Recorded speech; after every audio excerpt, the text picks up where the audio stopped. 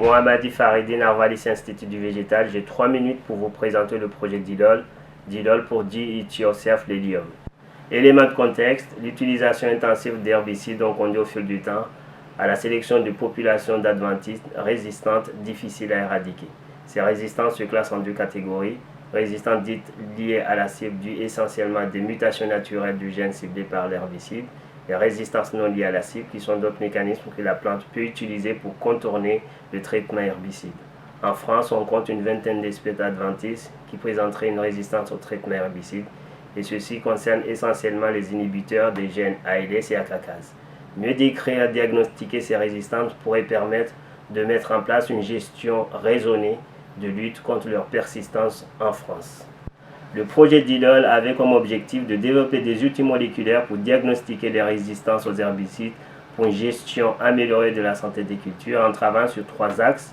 Améliorer les techniques moléculaires de diagnostic des résistances en optimisant des protocoles pour le séquençage des gènes ALS et AKCase et identifier des gènes marqueurs pouvant expliquer la résistance non liée à la cible. De développer un outil moléculaire utilisable en milieu agricole et de créer une dynamique de partage des protocoles développés au cours de ce projet. Nous avons pris comme modèle d'étude livrer une espèce qui présente des résistances au traitement herbicide.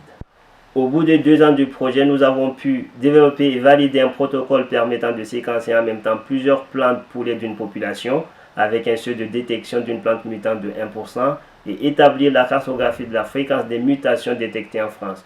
Nous avons également identifié 7 marqueurs gènes dont l'expression permet de prédire le phénotype d'une plante pour la résistance non liée à la cible et 5 marqueurs gènes qui permettent de prédire la fréquence des plantes résistantes au sein d'une population avec une forte corrélation sur les observations faites sur le terrain. Nous avons également développé une nouvelle technique PCR alternative permettant de diagnostiquer rapidement la présence de mutations sur le gène ALS chez l'ivraie. Il est toutefois à souligner que ces techniques et protocoles ne sont pas encore valorisables en milieu ouvert agricole pour permettre le transfert aux acteurs terrains comme était initialement prévu dans le projet.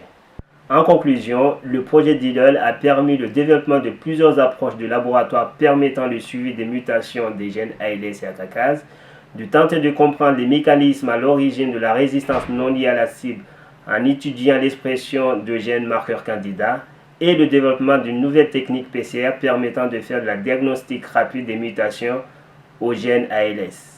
Des perspectives d'amélioration de cette technique PCR pourraient aboutir au développement d'un outil de diagnostic rapide directement utilisable au champ par les acteurs terrain.